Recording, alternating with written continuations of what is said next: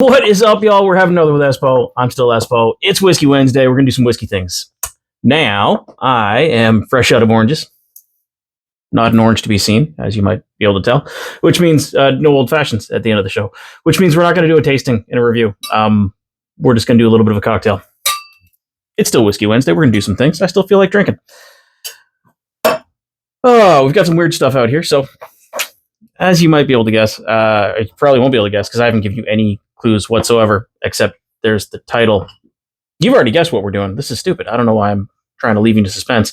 It's an espresso martini, but with whiskey. It's going to be delightful. Normally, that requires vodka, Kahlua, or some sort of coffee liqueur, espresso, which we have, and simple syrup, which we also have. Kahlua over here. I'm going to grab it. That's nice and easy. But we're not going to do that exactly. Because again, it's Whiskey Wednesday. We're going to fuck around with some whiskey on this one. We're going to try this with rye. I know, you thought bourbon was going to be the way to go. It's not.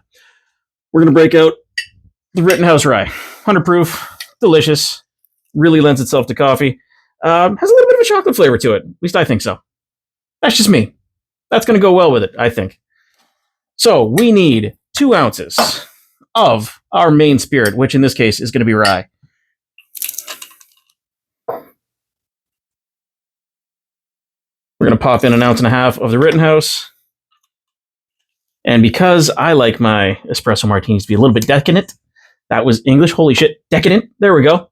We're going to go with 0.5 ounce of salted caramel crown. If I can open this sticky mess, holy God. That'll make up the rest. That's our main spirit there. Pop that back down. Normally I do about 1.5 ounces of regular vodka and about 0.5 ounce of vanilla vodka. Again, enhances the richness, makes it a little bit more decadent. I just like it that way. 1 ounce of your choice of coffee liqueur. Kahlua is here. Kahlua is what we have. Normally I'd be repping local, doing some of the Mans. Probably, but I don't think I've got a full ounce of coffee liqueur from Man, so we're not going to do that. Kahlua goes back down.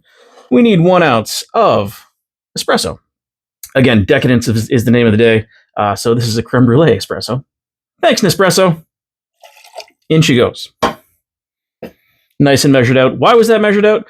Because it gets hurty pouring hot espresso into one of these things to measure. And finally, penultimately, 1/4 ounce of a rich simple syrup.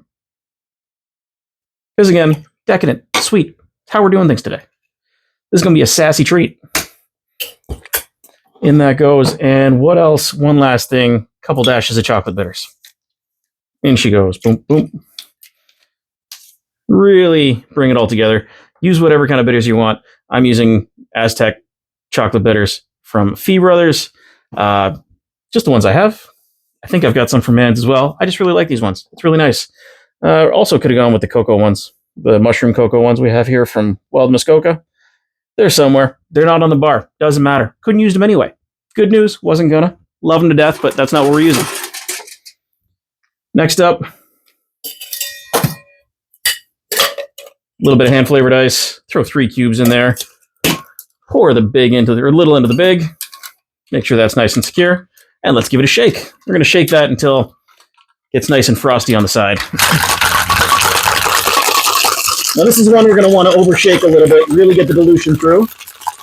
Because we're serving it up. There's no ice in the glass. So it's not going to dilute anymore once we get it in the glass. You get it away from the microphone so you're not hearing the shaking all the way through.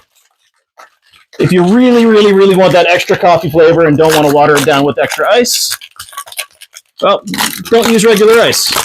Freeze some coffee and ice cubes. That's what I do. It's what I do for a lot of my cream liqueur drinks. It's really nice, really easy, and gives that extra coffee flavor.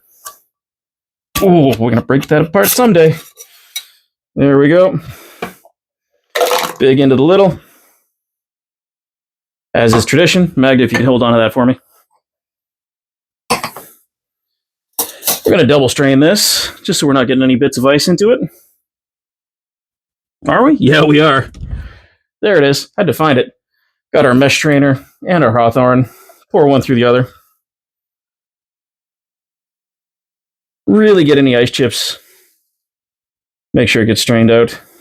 Really get that nice foamy bit on the top. Take a looky there. Magda, again, if you could hold on to that, that'd be delightful. Thanks, darling. And our last addition to the drink, coffee beans. These are some French vanilla flavored decaf coffee beans, because I don't really need to chew anymore. But they are here, and they symbolize health, wealth, and happiness. There you go. A whiskey espresso martini. Smells pretty all right so far. Let's find out how it is.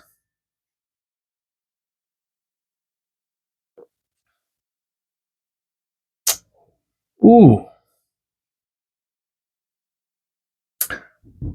That's wonderful. That's dessert. That's exactly what it should be. Oh. Way better. Just that little bit more character from the whiskey instead of having just vodka in there. Mwah. Rye, you're doing a wonderful work in there. Love that. Love that for me. That's delightful. I'm not sleeping tonight. That's fine. That's perfectly okay. Oh, really good. Really, really nice. Well, there you have it. There's our whiskey take for Whiskey Wednesday on an espresso martini. Hope you had fun. Don't forget to like and subscribe. Cheers.